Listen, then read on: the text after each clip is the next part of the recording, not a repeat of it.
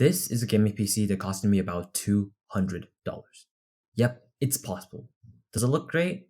Well, that's up for you to decide, but it does perform decently well, considering its price, and it's fully custom. Now, this would have costed about $150, but I did want to spend at least some money on aesthetics, so I forked about $50 on some of these aesthetic parts. It's totally unnecessary for a personal build, but for a flip, it does somewhat matter. Regardless, let's dive right in.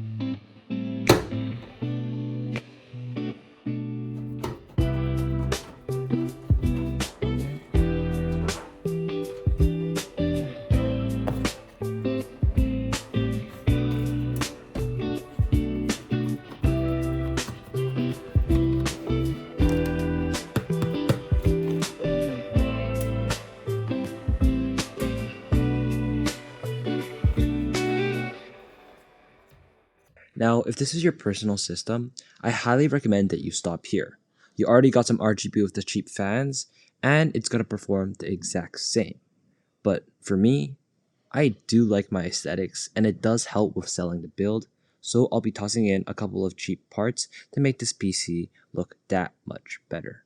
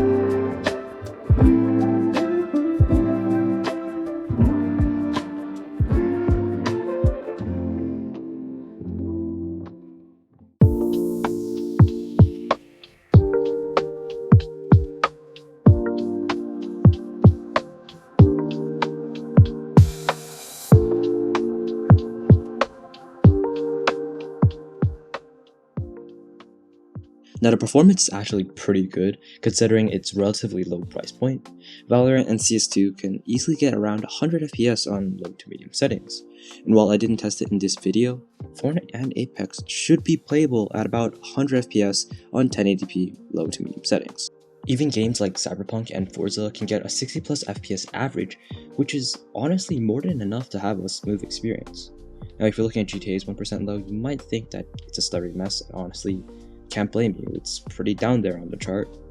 But that's only really for the beginning portion, when it has to load in all the textures. Since it only has 4 cores and 4 threads, it does take a little bit of time for it to finish loading all the textures and shaders and stuff like that. But after playing for about 3 minutes, the game got a whole lot smoother and it was really enjoyable.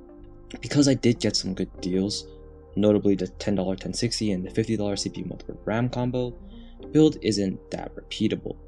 But in case you do want a pretty cheap gaming PC and you want it fully custom, not the OEM Dell Optiplex route, here's what I recommend. For the combo, get an E3 1220 V2, any cheap H61 motherboard, and 16 gigs of RAM. On AliExpress, this should set you back about $65, so it's not much more compared to what I paid. Though, if you're going to be building this from scratch, I would highly recommend you check out the E3 1230 V2.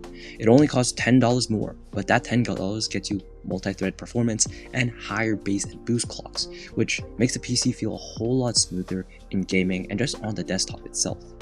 Did I mention it's only $10 more?